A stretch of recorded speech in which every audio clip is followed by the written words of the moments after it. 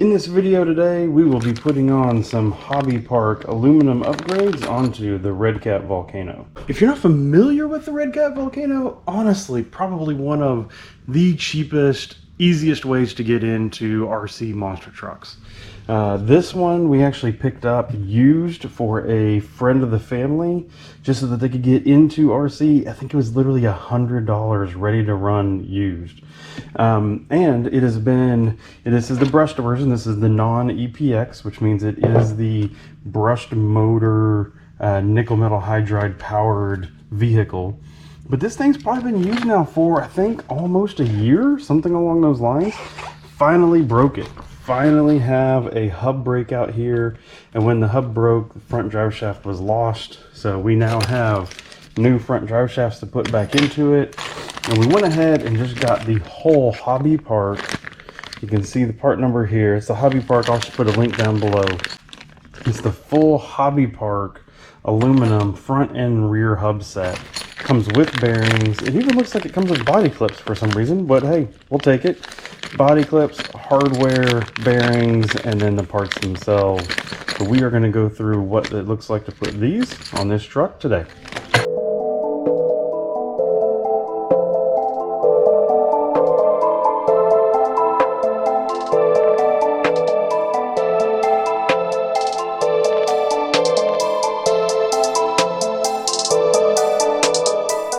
Okay, so one thing you'll notice, the front and rear parts all appear to be sided. So we're gonna have to really pay attention when we take off the old parts, make sure how these, make sure the orientation's correct when we put them back on.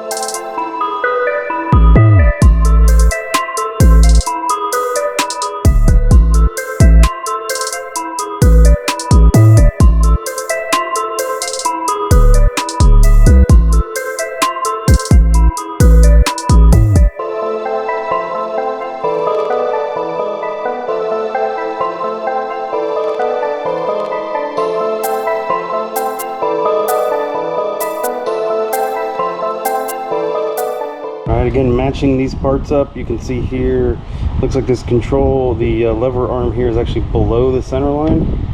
So here, this one is below the center line here. If we orient it the same way, this one's above, so this must be for the other side. Below the center line, so this is the part we're looking for. And then this hub has this arm on the right-hand side. This is obviously the other side. So this is the one that we're looking for.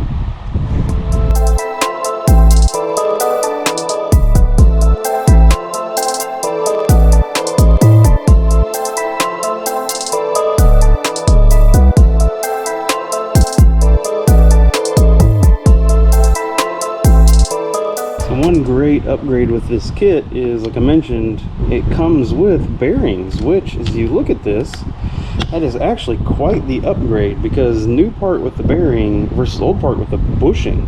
And this is going to gain some speed, some efficiency out of this, maybe some longer battery run times, just straight out of it because of that. That is awesome. Really good, worthwhile upgrade. So this is all now new bearings put in. The shaft put back through. That is awesome. Look at that. Definitely looking better already. One important part not to miss here is these bushings that are in the original control arms. Actually, there one just fell out. So you see they go in from the inside to the out. They provide just a little bit of a wear spot there for your for the steering. And so we need to make sure as we put this new part on that we get all that installed back in there. The kit does come with new screws and new of these bushings to put in there. So we will take these and slide them in once we get them off the screws. We will go ahead and slot them in where they belong. These are very important. These are good locations for where you may end up with slop in your system. This is where you're going to also need to use your new screws. The old screws were a coarse thread. These are a machine thread, which that machine thread is what you want when you're going to go into that aluminum. Of course, the other thing that you're going to want is thread locker.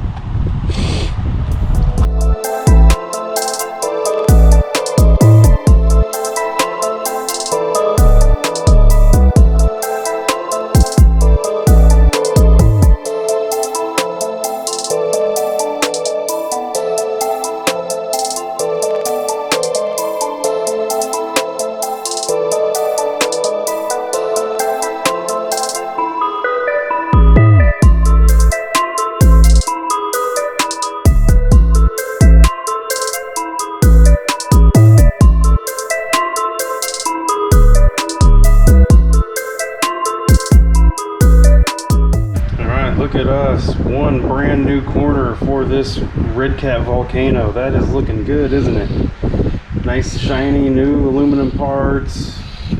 Should be a lot stronger than the previous ones. Everything's Loctited up, so we're gonna let that dry. We're gonna move over to this other side. I'm gonna do this side off camera just because you don't really need to see it. You already saw the other side. It's gonna be exact same copy. When we come back, we'll be moving on. As we're finishing up the front here, I noticed something on the other side when I showed you putting this on. I actually put this on the top side instead of the bottom, and that was wrong. As I took this side apart, I realized that it needed to be on the bottom. Went ahead and fixed it on the other side. So make sure if you're following along on the others that you do put this on the lower. Also, this part right here, look at how much play we have in this. I'm really not excited about how much play there is in this. And so I have gone into my tool chest and picked out some spare washers that I have.